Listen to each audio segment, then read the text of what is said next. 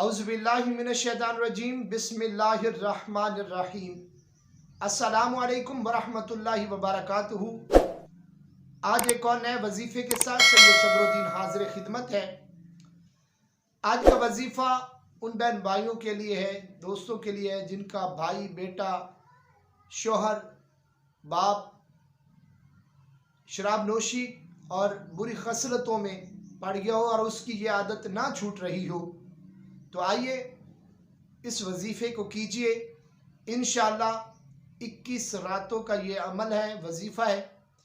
21 रात के अमल से इंशाअल्लाह उसकी ये आदत हमेशा हमेशा के लिए ख़त्म हो जाएगी।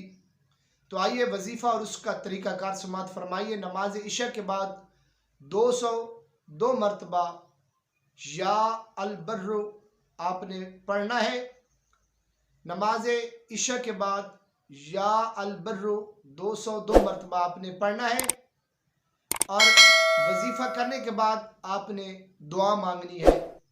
तो इंशाअल्लाह 21 रात का ये अमल बग़ैर किसी से गुफ्तगू किए आपने करना है।